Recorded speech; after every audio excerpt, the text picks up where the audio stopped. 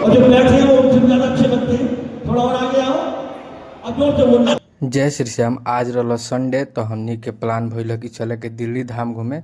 दिल्ली में बहुत अच्छा धाम बा जहाँ 36 गो धाम बनता। तो तैयार उयार होके फटाफट रेडी होके हमनी चल जाओ। अभी वहाँ कार्य प्रगति पे बा, कुछ बन गइल बा, कुछ बनता। तो वीडियो में कंटिन्यू बनल रही, सारा जानकारी दें, लास्ट तक देखें, बहुत मजा आई।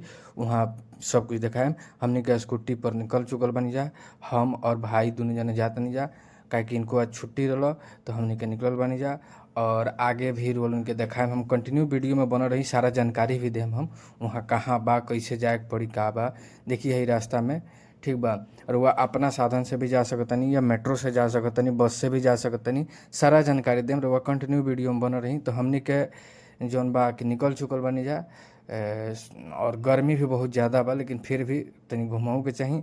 और वो उनके वीडियो ब्लॉग बना के दिखाएब कि कैसे कैसे बा, ठीक बा। तो हेलमेट उलमेट पहन के देखिए हमने पहुँच गनी जा और स्कूटी लगा दिल बनी जा। यहाँ देखिए पूरा साधन बाटे। और ये हाईवे के बगल में बा, जौन पानीपत करनाल हाईवे जला जौन दिल्ली से, वही हाईवे के बीच में जौन बा ये रास्ता पड़ेला। यहाँ रुआ जूता चप्पल जमा करे के सब कुछ व्यवस्था बा। यहाँ मेट्रो से अगर आओ तनी तो नियर मेट्रो स्टेशन समय पर बादली पड़ी, जहाँ से उतर कर वह जा सकतनी। लेकिन हम कहें कि सबसे अच्छा रही वो अपना साधन से आई, स्कूटी, बाइक, मोटरसाइकिल या फिर रिक्शा उक्सा बुक करके, सबसे बेहतर रही।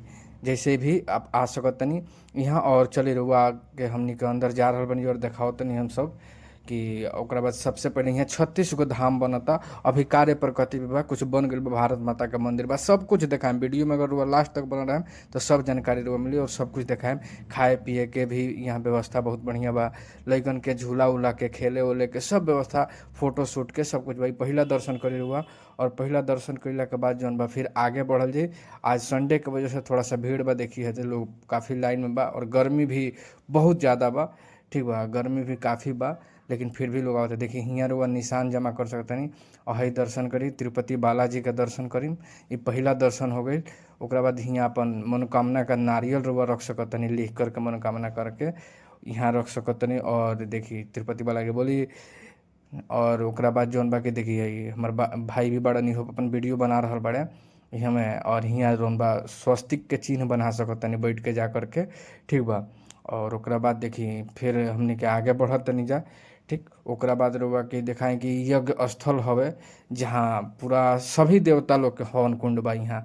ओकरा बाद लक्ष्मी नारायण के दर्शन करी, करुण भगवान भी यहाँ बानी। सब कोई मतलब धीरे धीरे रुआ दर्शन करत जाए। अभी बनता, अभी बहुत कुछ बन गया बा, बहुत कुछ बनता। ये देखी ये पीपल के पेड़ जहाँ जौन बा खाटू श्याम जी अपन शीश के दान दिलरनी बारबरिक के रूप में, उ बा। ओकरा बाद उनके दर्शन हम कराए में एगो और श्री बाके बिहारी जी के देखिए बाबा के दर्शन हो गए। यहाँ बाके बिहारी जी के भी दर्शन हुई, ठीक बा। देखी भीड़ बहुत ज़्यादा बाटे और यह है देखत तनी रुआ लोगिन तो बना रही। और ये बाके बिहारी के झाँके दर्शन करी। यहाँ अपन रुआ घर के मकान के अर्जी लगा सकतनी, सभे लगावता। आ रोल उनके दर्शन हम लास्ट में कराएम। हम दर्शन करके निकल गए, वहाँ के वीडियो ना बने है, कीर्तन भी देखाएम, वीडियो में कंटिन्यू बन रही। हई देखिए हियाँ जौन बार बच्चा लोग के झुलवा उलवा झुला सकतनी, घुमा सकतनी, अपन सेल्फी ले सकतनी, ठीक बा। बच्चन के खिलावा खातिर बाटे। सिग्नेचर ब्रिज बा जहाँ रुआ घूम सकतनी, फोटो शूट करा सकतनी। देखियो दे आगे झुलुआ बा और सब तमाम बा। रेलगाड़ी बाटे, रेलगाड़ी पे भी घूम सकतनी।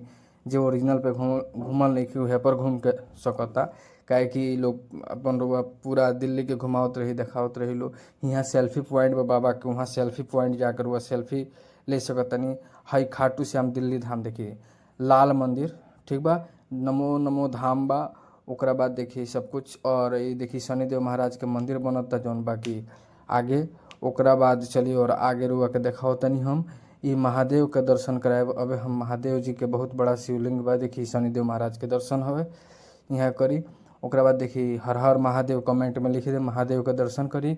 और ओकरा बाद देखिए गर्मी से देखिए चेहरा के का हाल बा, पूरा चेहरा लाल हो गया, पसीना से हालत खराब बा। बहुत गर्मी रहे काल जौन बा संडे के दिन में, बहुत ज़्यादा गर्मी रहे दिल्ली में। गर्मी फिर से बढ़ चुकल बा बारिश बंद भइला के वजह से। तो फिर भी घूमे के मजा आनंद अलग बा। देखिए है नमो भारत मंदिर हवे, हियाँ सत्संग उत्संग होला, ओकरा खातिर बनावल बा। देखिए पूरा बैठे उठे के व्यवस्था बा, कई गो सत्संग हॉल बा यहाँ। यहाँ बच्चा सबके कूदे खेले खातिर हई गौशाला हो गई। ओकरा बाद रुआ यहाँ जौन बाकी देखी गोवर्धन के जौन सीन बनावल बा। यहाँ जो अब आश्रम एरिया बा जाके फ्रेश होकर तनी देखी यही सब खाए पिए के कैंटीन एरिया। कैंटीन एरिया भी बहुत सारा बा यहाँ, और वह खाना खा सकत तनी अपन।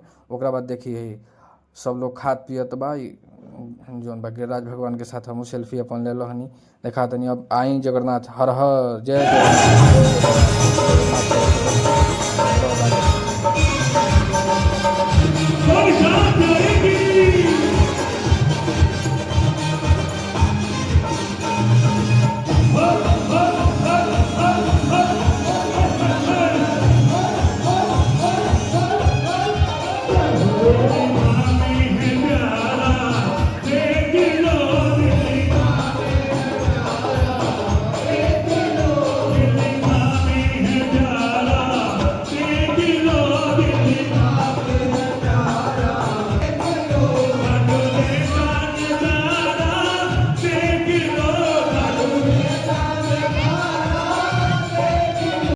चलिए हमने के दर्शन हो गई, कीर्तन के आनंद हो गल। अब तोरण द्वार के दर्शन करी। जो खाटू श्याम जी बा तोरण द्वार यहूजा बनल बा।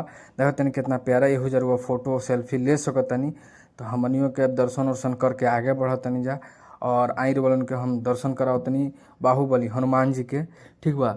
जौन तो कमेंट में रोल लिखे के बा जय श्री राम, जय श्री राम, ठीक बा। और हनुमान जी का दर्शन करी, एहूजा लोग फोटो सेल्फी ले सकता।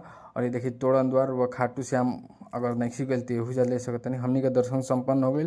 और गर्मी काफ़ी रहे, गर्मी से हालत ख़राब हो गई। वीडियो में रुआ जय श्री राम, राधे राधे लिखी, कमेंट करके बताई कैसन लागल। और शेयर जरूर करी। फेसबुक पर देते हैं तो फॉलो करी, यूट्यूब पर देते हैं सब्सक्राइब करी।